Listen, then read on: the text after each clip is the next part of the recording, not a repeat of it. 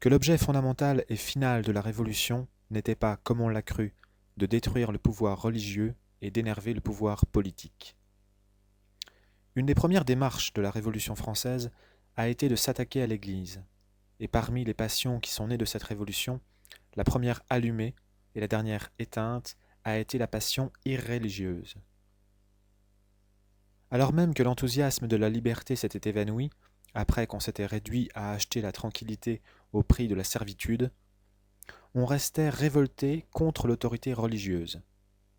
Napoléon, qui avait pu vaincre le génie libéral de la Révolution française, fit d'inutiles efforts pour dompter son génie antichrétien. Et de notre temps même, nous avons vu des hommes qui croyaient racheter leur servilité envers les moindres agents du pouvoir politique par leur insolence envers Dieu, et qui, tandis qu'ils abandonnaient tout ce qu'il y avait de plus libre, de plus noble et de plus fier dans les doctrines de la Révolution, se flattaient encore de rester fidèles à son esprit en restant indévots. Et pourtant, il est facile aujourd'hui de se convaincre que la guerre aux religions n'était qu'un incident de cette grande révolution, un trait saillant et pourtant fugitif de sa physionomie, un produit passager des idées, des passions, des faits particuliers qui l'ont précédé et préparé, et non son génie propre. On considère avec raison la philosophie du XVIIIe siècle comme une des causes principales de la Révolution, et il est bien vrai que cette philosophie est profondément irreligieuse. Mais il faut remarquer en elle avec soin deux parts qui sont tout à la fois distinctes et séparables. Dans l'une se trouvent toutes les opinions nouvelles ou rajeunies qui se rapportent à la condition des sociétés et aux principes des lois civiles et politiques, telles par exemple que l'égalité naturelle des hommes, l'abolition de tous les privilèges de caste, de classe, de profession, qui en est une conséquence, la souveraineté du peuple, l'omnipotence du pouvoir social, l'uniformité des règles. Toutes ces doctrines ne sont pas seulement les causes de la Révolution française, elles forment pour ainsi dire sa substance. Elles sont ce qu'il y a dans ses œuvres de plus fondamental, de plus durable, de plus vrai quant au temps. Dans l'autre partie de leur doctrine, les philosophes du XVIIIe siècle s'en sont pris avec une sorte de fureur à l'Église. Ils ont attaqué son clergé, sa hiérarchie, ses institutions, ses dogmes, et pour les mieux renverser, ils ont voulu arracher les fondements mêmes du christianisme. Mais cette portion de la philosophie du XVIIIe siècle, ayant pris naissance dans les faits que cette révolution même détruisait, devait peu à peu disparaître avec eux et se trouver comme ensevelie dans son triomphe. Je n'ajouterai qu'un mot pour achever de me faire comprendre, car je veux reprendre ailleurs ce grand sujet. C'était bien moins comme doctrine religieuse que comme institution politique que le christianisme avait allumé ses furieuses haines. Non parce que les prêtres prétendaient régler les choses de l'autre monde, mais parce qu'ils étaient propriétaires, seigneurs, décimateurs, administrateurs dans celui-ci. Non parce que l'Église ne pouvait prendre place dans la société nouvelle qu'on allait fonder, mais parce qu'elle occupait alors la place la plus privilégiée et la plus forte dans cette vieille société qu'il s'agissait de réduire en poudre.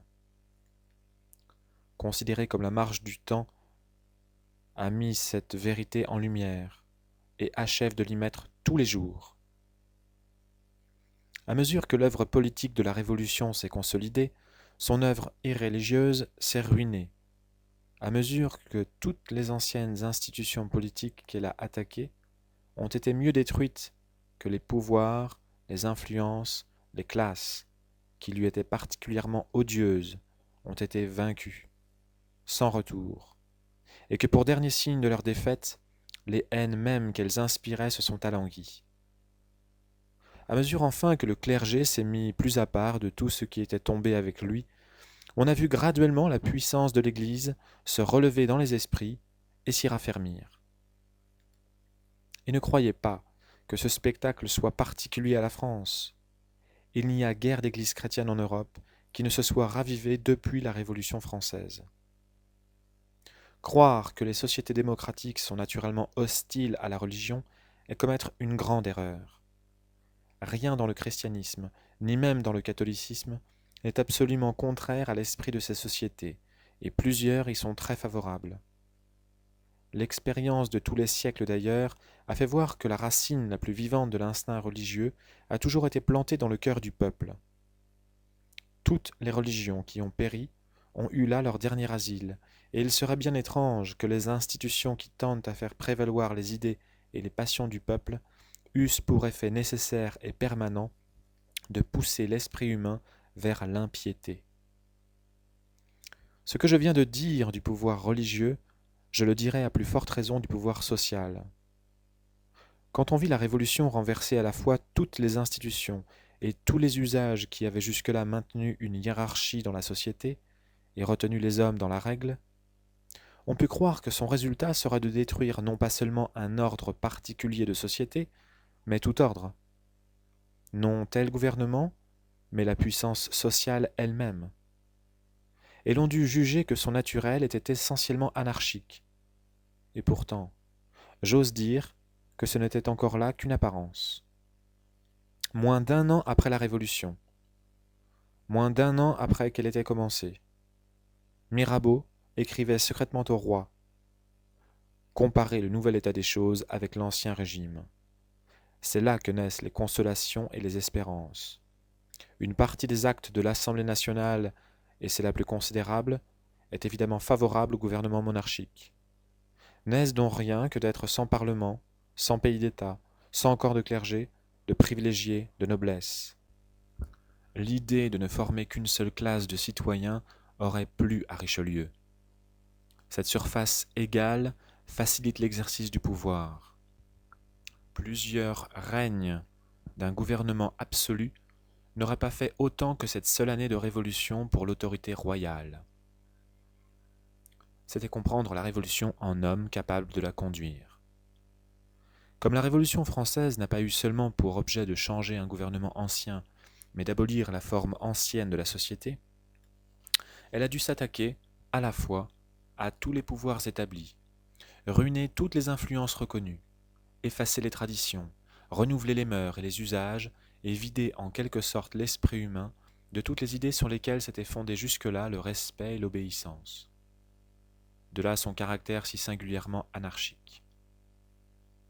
Mais écartez ces débris, vous apercevez un pouvoir central immense qui a attiré et englouti dans son unité toutes les parcelles d'autorité et d'influence qui étaient auparavant dispersées dans une foule de pouvoirs secondaires, d'ordre, de classe, de profession, de famille et d'individus, et comme éparpillées dans tout le corps social. On n'avait pas vu dans le monde un pouvoir semblable depuis la chute de l'Empire romain. La Révolution a créé cette puissance nouvelle, ou plutôt celle-ci est sortie comme d'elle-même des ruines que la Révolution a faites. Les gouvernements qu'elle a fondés sont plus fragiles, il est vrai, mais 100 fois plus puissants qu'aucun de ceux qu'elle a renversés. Fragiles et puissants par les mêmes causes, ainsi qu'il sera dit ailleurs. C'est cette forme simple, régulière et grandiose que Mirabeau entrevoyait déjà à travers la poussière des anciennes institutions à moitié démolies. L'objet, malgré sa grandeur, était encore invisible alors aux yeux de la foule, mais peu à peu le temps l'a exposé à tous les regards. Aujourd'hui, il remplit surtout l'œil des princes, ils le considèrent avec admiration et avec envie, non seulement ceux que la Révolution a engendrés, mais ceux mêmes qui lui sont le plus étrangers et le plus ennemis.